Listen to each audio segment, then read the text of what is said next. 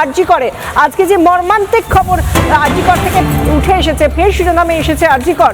সেখানে একজন ভদ্রলোক তিনি তার ছেলের চিকিৎসা করাতে গিয়েছিলেন এবং সেখানে গিয়ে কার্যত তাকে হৃদরোগে আক্রান্ত হয়ে বন্ধ লিফটে আটকে তার মৃত্যু হয়েছে। সেখানে লিফটম্যান ছিলেন না এবং এই রকম একটা ঘটনা, সেখানে লিফটম্যান নেই, সেখানে কোনো ব্যবস্থা নেই, আটকে একজন মানুষ, তিনি রোগীর পরিজন, তিনি তার মৃত্যু হয়ে গেল। এবং এই জায়গা থেকে একটা বিষয় উঠে আসছে যে কোথাও গিয়ে এটা একটা মেনটেন্যান্স চলছিল লিফটে, সেই লিফটে কি করে লোকজন উঠতে পারে, এরকমও অভিযোগ উঠে আসছে। আমাদের সঙ্গে সরাসরি রয়েছেন আরজি কর থেকে আমাদের প্রতিনিধি তনয়া। কিছুদিন আগেই যেখানে আরজি কর মেডিকেল কলেজ হাসপাতালে অভয়ের মতন ঘটনা ঘটলো, কিন্তু তারপরও এত মিসম্যানেজমেন্ট কি করে থাকতে পারে? যে ছবিটা দেখাচ্ছে ট্রমা কেয়ার সেন্টারের একেবারে সামনে আমরা রয়েছি এবং এখানে কিন্তু বহু সংখ্যক মানুষজন জেলার বিভিন্ন প্রান্ত থেকে তারা আসেন, তারা এখানে চিকিৎসার জন্য আসেন, কিন্তু সেখানে ন্যূনতম চিকিৎসাটুকুনি পাচ্ছেন না। সাধারণ মানুষজন তারা এখানে ভিড় করে রয়েছেন, যারা সত্যিই পরিজনদের নিয়ে এসেছেন। আমি একটু কথা বলবার চেষ্টা করি আপনার সঙ্গে। আরজি কর মেডিকেল কলেজ হাসপাতাল, আপনারও কি কোনো পেশেন্ট রয়েছে এখানে ভর্তি?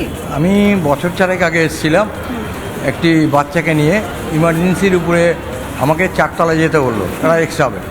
আমি ওখান দিয়ে উঠলাম, সিঁড়িতে একটাও লাইট নেই, কিছু নেই। আমি উঠলাম, একজন মহিলা আমার সঙ্গে ছিল, বাচ্চার মা, অল্প বেশি।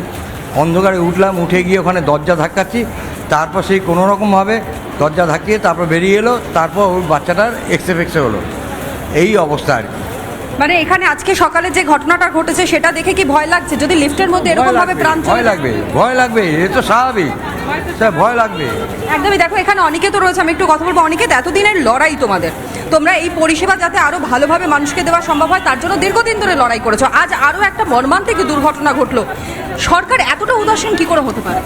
না, তাহলে সরকার স্বাস্থ্য পরিষেবা চাই কি চায় না, মানুষকে স্বাস্থ্য পরিষেবা দিতে চাই কি চায় না, এটা তো আগে ঠিক করা প্রয়োজন।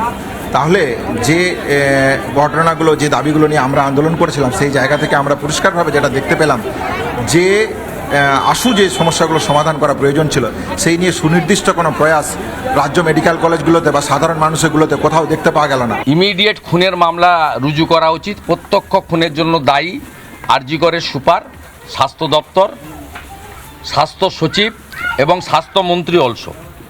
আমি আপনাকে দেখিয়ে দিচ্ছি, আমার কাছে ডকুমেন্ট আছে। এই রিপেয়ারিং হচ্ছিল এই লিফটটা, এই যে সরকারের ডকুমেন্ট।